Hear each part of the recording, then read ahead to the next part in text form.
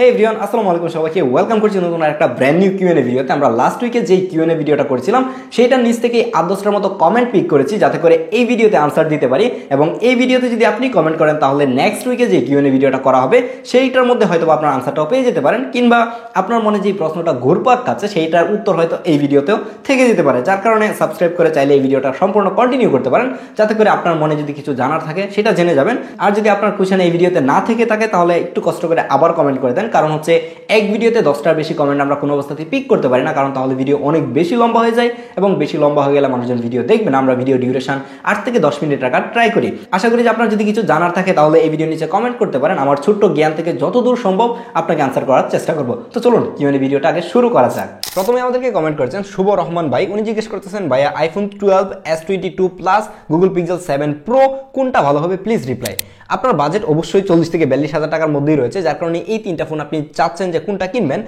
আপনি যদি iOS use করতে চান, মানে হচ্ছে আপনি আইফোন কিনতে চান, তাহলে তো অবশ্যই আইফোন 12 128 জিবির বিকল্প এই জায়গায় আর অন্য কিছু পাচ্ছেন না, আপনাকে ওইটাই কিনতে হবে। আর যদি অ্যান্ড্রয়েড কিনতে চান, আপনার যদি বেস্ট ক্যামেরা দরকার হয়, তাহলে আমার মনে হয়েছে গুগল পিক্সেল 7 প্রোটা দেখা দরকার, কারণ এটার মধ্যে একটা 5x টেলিফোটো লেন্স পাচ্ছেন।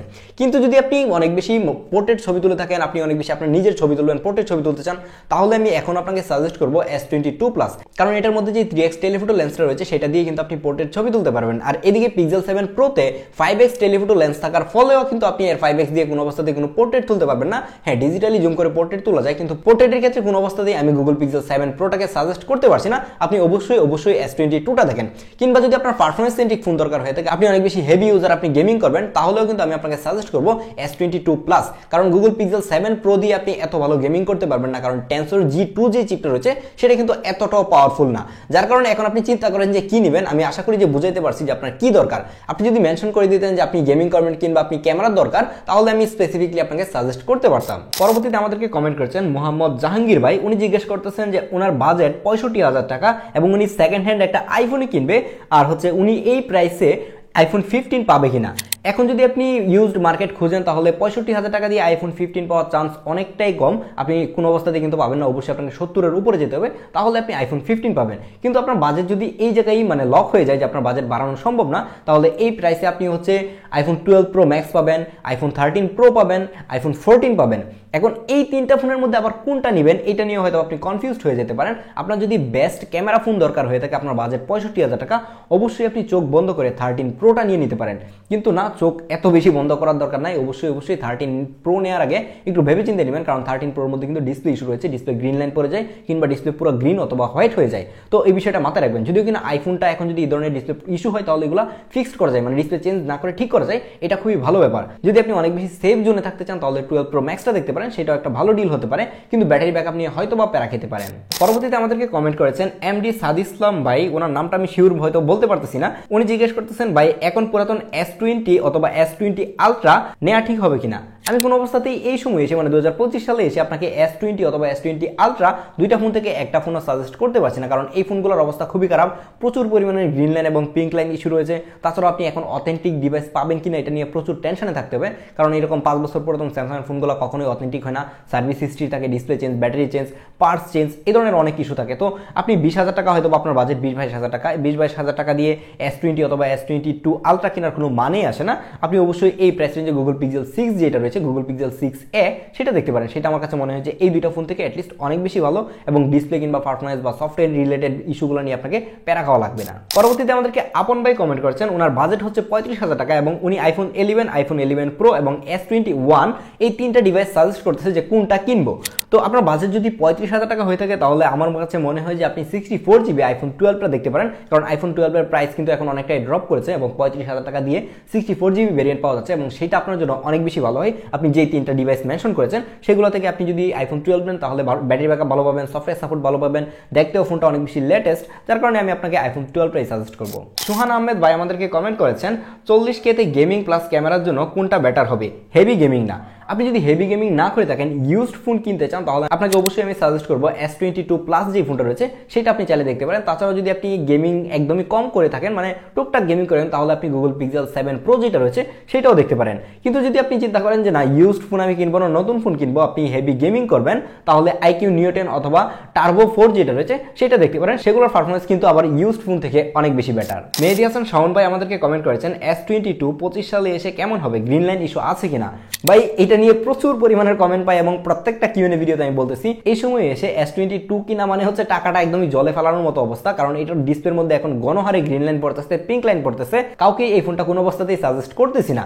গত বছরেও এই ফোনটা এই সময়ে এসে আমি মানুষজনকে সাজেস্ট করেছি, সেটাতে তখন গ্রিন লাইন ইস্যু ছিল না এবং গ্রিন লাইন পড়তো না। স্যামসাংয়ের যে সিস্টেম দেখতেছি যে তারা একটা ফোন যখন 2 বছর কিংবা 3 বছর পুরাতন হয়ে যায়, সেই ফোনগুলোর মধ্যে কিন্তু তারা গণহারে গ্রিন লাইন ফেলানোর ব্যবস্থা করে ফেলে মেবি, আমি শিওর না। কিন্তু আপনাকে কোনো অবস্থাতে কিন্তু এখন আমি S22টা সাজেস্ট করতেছি না। আপনার বাজেট যদি 35,000 টাকা হয়ে থাকে, অবশ্যই আপনি গুগল পিক্সেল 7 যেটা রয়েছে সেটা দেখতে পারেন। যদিও কিনা আপনাকে অনেক কিছু স্যাক্রিফাইস করা লাগবে, এত ভালো ক্যামেরা পাবেন না, মানে S22 এর তুলনায় এত ভালো ক্যামেরা পাবেন না গুগল পিক্সেল 7 এ, ডিসপ্লেটাও এরকম না, তাছাড়া ব্যাটারি ব্যাকআপ হ্যাঁ ভালো পাবেন, তাছাড়া পারফরমেন্সও এতটাও ভালো পাবেন। কিন্তু কিছু বিষয় কিন্তু আপনাকে স্যাক্রিফাইস করা লাগবে যদি S22 এর সাথে গুগল পিক্সেল 7 কে তুলনা করতে চান। দুইটার কম্পারিজন দেখতে চাইলে ডেসক্রিপশন বক্স চেক করতে পারেন, একটা লিংক দিয়ে দিচ্ছি। পরবর্তীতে আমাদেরকে আবরার ভাই কমেন্ট করেছেন, ভাইয়া আইফোন 13 প্রো ভালো হবে নাকি আইফোন 15 ভালো হবে। আপনার বাজেট যদি হয়ে থাকে 65 থেকে 70,000 টাকা, তাহলে অবশ্যই আপনি আইফোন 15টা দেখেন। কারণ 15টা যদি নেন তাহলে আপনি লেটেস্ট একটা ফোন পাচ্ছেন, ডিসপ্লে ইস্যু নাই, তারপরে ব্যাটারি ব্যাকআপ ভালো পাবেন, ফ্রেশ কন্ডিশনের ডিভাইস পাওয়ার চান্স বেশি। তো আবার যদি চিন্তা করতে চান তাহলে আপনি 15টা নেন, সেটা অনেক বেশি বেটার। হ্যাঁ, এখন চিন্তা করতে পারেন যে 13 প্রো যদি নেই তাহলে এটাতে একটা টেলিফোটো লেন্স থাকতেছে, 3x জুম করে আপনি ভিডিও করতে পারবেন, সিনেমাটোগ্রাফি করতে পারবেন। তো এইসব ব্যাপার যদি চিন্তা করতে চান তাহলে আবার হ্যাঁ 13 প্রোটাও ভালো, কিন্তু 13 প্রোটা নিলে ডিসপ্লে ইস্যু রয়েছে, ব্যাটারি ব্যাকআপ ভালো পাবেন না। এখন এই সময় এসে যদি ব্যাটারি হেলথ দেখেন তাহলে 80-82 এরকম ব্যাটারি হেলথ পাবেন। তো সেই জায়গায় যদি সবকিছু ওভারঅল চিন্তা করা যায় তাহলে আইফোন 15টাও কিন্তু খুবই ভালো চয়েস। কারণ আইফোন 15 দিয়ে আপনি 3x এ পোর্ট্রেটও তুলতে পারতেছেন, তার পাশাপাশি কিন্তু 3x এ সিনেমেটিক মোডে ভিডিও করতে পারতেছেন, মানে ডিজিটালি জুম করে আর কি। তো ওভারঅল চিন্তা করতে গেলে আমি আপনাকে অবশ্যই আইফোন 15টাকে সাজেস্ট করব। লাস্ট আমাদেরকে কমেন্ট করেছেন প্রমোদ ত্রিপুরা নামের একটা আইডি, আমি এটার নামটা হয়তো ঠিকঠাক বলতে পারতেছি না, জাস্ট আপনার নিক নেমটা যদি মেনশন করে দেন আমার বলতে অনেক বেশি ইজি হয়। উনি জিজ্ঞেস করতেছেন যে ভাই গেমিং প্লাস ফটোর জন্য কোনটা নেওয়া ভালো হবে, S23 নাকি আইফোন 13।